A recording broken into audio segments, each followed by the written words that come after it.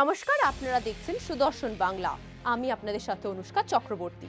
কলকাতার আরজি কর medical college এবং হাসপাতালের মর্মান্তিক ঘটনা নতুন মোড় নিয়েছে। কলকাতার আরজি কর মেডিকেল কলেজ এবং হাসপাতালে ঘটে যাওয়া সেই ভয়াবহ ধর্ষণ ও হত্যাকাণ্ডের শুনানি শিয়ালদা হাইকোর্টে শেষ হয়েছে। 18 জানুয়ারি রায় ঘোষণা করা হবে। তবে একটাই প্রশ্ন উঠছে, সত্যিই কি সুবিচার পাওয়া যাবে, নাকি অপরাধী কোনোভাবে মুক্তি পাবে? কলকাতার আরজি কর মেডিকেল কলেজ এবং হাসপাতালে ঘটে যাওয়া ভয়াবহ ধর্ষণ ও হত্যার ঘটনায় সিবিআই একমাত্র অভিযুক্ত হিসাবে সঞ্জয় রায়কে গ্রেফতার করেছে।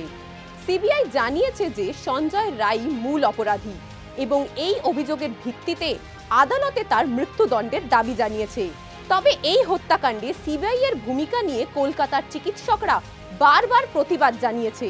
তারা সিবিআই এর বিরুদ্ধে অপরাধীদের রক্ষায় পুলিশের সঙ্গে হাত মিলিয়ে মিথ্যা মামলা সাজানোর অভিযোগও করেছে। অন্যদিকে আদালতে শুনানি চলাকালীন সঞ্জয় রায় নিজেকে পুরোপুরি নির্দোষ দাবি করেছে। আদালতে দেওয়া নিজের বক্তব্যে সে জানিয়েছে, আমি ধর্ষণ বা খুন কোনোটাই করিনি, আমাকে ফাঁসানো হয়েছে। সরকার এবং পুলিশ আমাকে চুপ থাকতে বলেছে, আমাকে হুমকিও দেওয়া হয়েছে।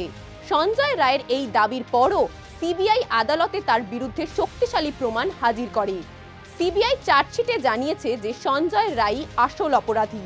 সিবিআই এর চার্জশিট অনুযায়ী 9 আগস্ট ঘটনার দিন সেমিনার হলের সিসিটিভি ফুটেজে দেখা গেছে ভোর 4টে নাগাদ সঞ্জয় রায় সেমিনার হলের মধ্যে প্রবেশ করে এবং 30 মিনিট পর বেরিয়ে আসে।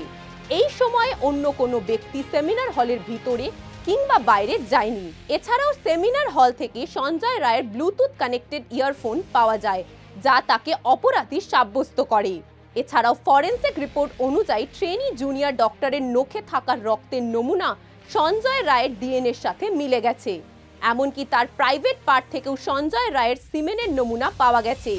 সিবিআই দাবি করেছে যে এই সমস্ত প্রমাণগুলো থেকে এককভাবে সঞ্জয় রায়ের অপরাধ প্রমাণিত হয়। এছাড়াও প্রায় 100 জন সাক্ষী, 12টি polygraph test, CCTV footage, mobile call details, forensic report এবং আসামির দেওয়া বক্তব্যের ভিত্তিতে এই চার্জশিট তৈরি করা হয়েছে। তবে একটাই প্রশ্ন, এত সব প্রমাণ থাকা সত্ত্বেও 18 জানুয়ারির রায় কি সত্যিকারের সুবিচার নিয়ে আসবে? জানতে দেখতে থাকুন সুদর্শন বাংলা। জয় হিন্দ, জয় ভারত।